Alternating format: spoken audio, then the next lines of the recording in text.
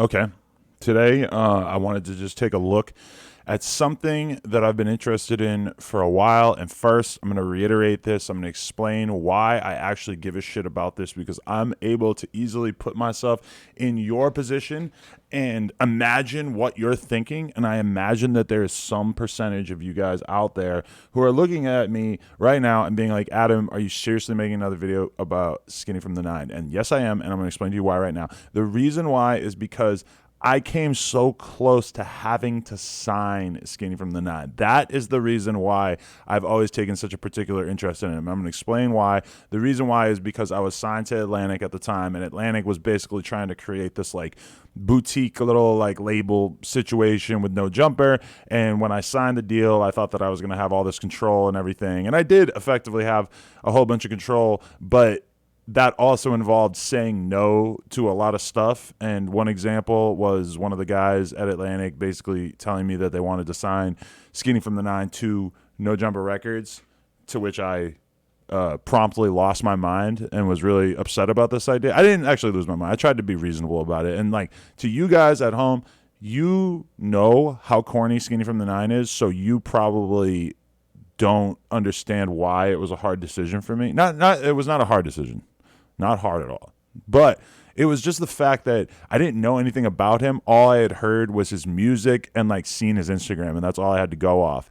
And I had to really like trust my instincts when they were pressuring me to sign this dude. I had to trust my instincts to say no. Like this is corny. I can't do it. And it also sucked because Skinny from the 9 was on my dick so hard and just trying to impress me so hard and trying to be cool with me so hard. And I had to like erase that, and I had to like not think about the fact that he was trying to be cool with me and just being so nice to me and everything. I had to avoid all that. Now, what happened? The reason why I didn't actually even have to confront this issue, actually, I wasn't going to have to confront the issue either way, because the guy I'm talking about at Atlantic, he was going to sign Skinny from the 9 on his own. He was going to actually just do it himself.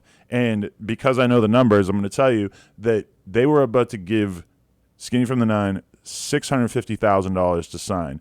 L.A. Reid found out about it. L.A. Reid being he used to work for Epic, I think, and then he started his own thing. It's called Hitco, and it was like a new label at the time that Skinny from the 9 was like sort of coming out, and I guess L.A. Reid saw Skinny from the 9 and got real excited about it and was just like, yes, we are going to sign you, which is really unfortunate because based on what I can see here, it seems like he got dropped. Now, we're going to talk about that in 1 second. But yeah, basically, so L.A. Reid sees him and gets impressed. And from what I heard, gave him like well over $1 million to sign. Now, if anybody out there were to think that that's kind of an indictment of L.A. Reid as a talent picker, chooser, a talent scout, if you will, would probably be the best thing I could call it. I suppose, anytime you take an L, that's always a consideration, but I think that the thing you have to keep in mind is that when you're a record label spending $1 million to sign an artist, giving them $1 million advance, it's a bet. It's like he really didn't know what was going to happen. What if Skinny from the 9 became the next Lil Pump or the next the next 6ix9ine?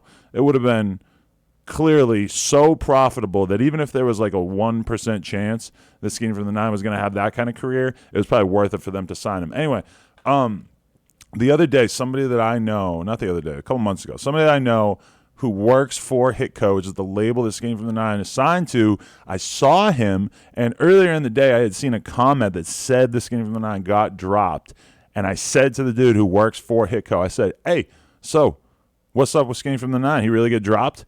And he laughed, but he laughed in such a way that it really made me feel like, oh, damn, like, he really doesn't want to tell me. Like he knows something and he doesn't want to tell me because he knows that if he is pointed out as the snitch who goes out there and tells Adam 22 the negative stuff about Skinny from the 9, then obviously he's going to look like kind of a rat to his label, Ironically, he's going to look like a rat for talking about a rat. But anyway, so I didn't think about it since then, but then earlier today it occurred to me because I watched this is an indictment of me as a person that I actually watched this new Skinny from the 9 video called Savage, which I'm not going to watch any part of it right now because realistically we're going to get copyright claimed and this video is either going to get deleted or monetized by the culprit. This song is not good, not even a little good. It really is one of the worst things I've ever heard. The vocals very much sound like they were recorded underwater. It's a terrible quality recording. I don't understand how someone who is signed to a actual label could put out something that sounds so bad. It's really confusing. Oh, look, he's got a snake on his head. I'll admit that I didn't actually make it this far into the video. But, you know, just seeing that the video was such bad quality. It was bad quality too. Like, you know, there's a certain point in a rapper's life where you realize that they're going from a certain budget for videos to lower and lower. That like they at some point in their career they did the $20,000 video. Not that that's the top of the pyramid, but I'm guessing that Skinny from the 9 probably never did a video that cost more than $20,000. And then they're slowly just sliding away from that to the point where like a music video is just your room, like just one room or like a hotel room and nothing else, you know? Once you get to that point, that's a pretty good indicator that your career is slowly falling off. Anyway, I watched this video and it was such shit that I started thinking about that label thing again. I was like, you know, is there any way that this dude is actually still signed to LA Reid? So what I do, I head on over to Instagram and I take a look at Hitco Music, which is the Instagram account of Skinny from the 9, and I start to look around and I start to realize that there's a bunch of different artists on here. Like they're pushing Yella Beezy real hard. That's probably like one of the more successful people that they signed. You know, a bunch of people I don't know who they are. DeLacy. I'm not expecting that I'm going to know who every single person is here. There's all kinds of stories about people that aren't even signed to the label. Like, you know, you got a little Jay-Z post, or you got right here they take a Prince quote, whatever.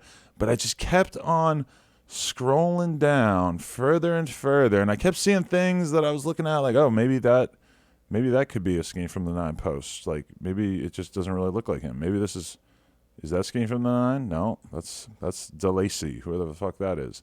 And you just keep going, and you know they got somebody from Game of Thrones. They got Arya. They got a bunch of stuff, but they don't got Skinny from the 9 on here. And you keep scrolling.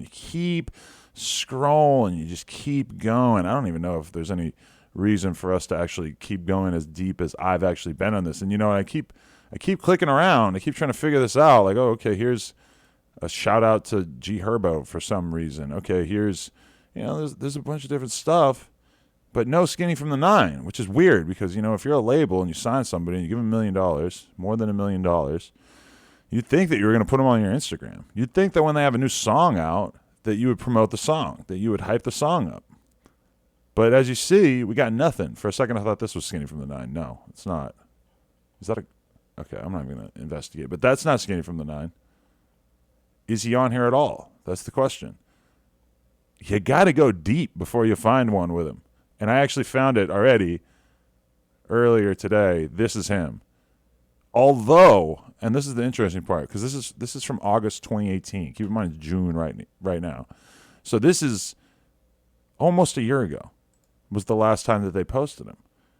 And as you really look through this, you start to realize that this is actually like one of these things I really hate that labels do, where they have like a bigger image that looks like something, and he was just one of the frames in this like larger photo. But again, you have to go back to the very beginning of this Instagram account, and then once you're there, you don't see anything after that. So if they had posted him, which I'm pretty willing to assume that they had posted him in the last year, that maybe even like the last 6 months, but then at some point they decided that they had to get rid of him. So I went to the Hitco website, and there's not a lot going on here. This is not a good place to find out about their roster or anything. If you click on the hit list, it's a playlist. If you click on about, it's just a description of the label that also conspicuously does not refer to Skinny from the 9. You know, today Hitco has signed over 15 artists, including platinum-selling acts Big Boy and Dana Jane from Fifth Harmony, as well as buzzing up-and-comers St. John and Yella Beezy, and not Skinny from the 9. He's not mentioned here. Not at all. Not anywhere here is he mentioned. So, I mean, I was thinking about showing you guys this fucking Twitter social blade where he loses followers every day as well. Doesn't really seem necessary to make this point. But either way, it would appear, as far as I could tell, the Skinny from the 9 has been dropped by his label. And that kind of raises the question of what the fuck is going to happen to his career. And I realize there's no real reason that I should be concerned with this. There's no reason I should be entertained by this. But I've always had this issue.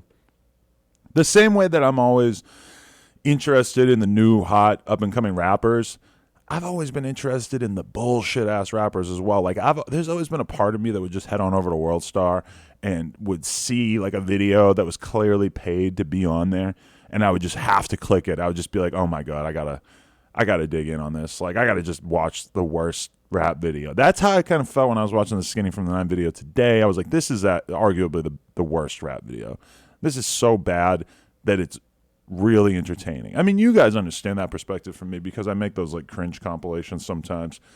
But man, I mean, this is as bad as it gets. Like, this one is really, the music has gotten so bad. And that was the one thing when Atlantic was trying to get me to sign Skinnyfromthe9. The one thing that I was so taken aback by was because, you know, because he does have this one song called Love Blast, and that was basically the song that got him signed. To Skinnyfromthe9's credit, if his goal was just to get signed and get a good sized advance and then dip off, I mean, he's done an amazing job with that.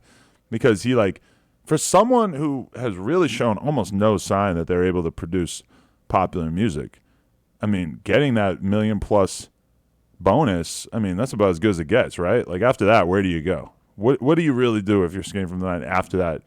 When you clearly can't make a song that anybody gives a shit about. Like, if I were to show you guys the views on all this stuff, you know, he puts it on WorldStar and it does terrible. But I mean, hey, he got that advance, so it's like if he ends up cleaning toilets in New Jersey in a couple of years, then I guess he's still going to be able to say, like, hey, at least I had a couple of years in Hollywood in a rented out mansion, and now the money's gone, but shit, at least I did it, you know? Like, that's really probably going to happen. That's crazy. I hate being a hater, but I mean, realistically, that's what happens. Anyway, shout out to anybody who watched this. Smash the like button. Leave a comment. Skinnyfromthe9. We out.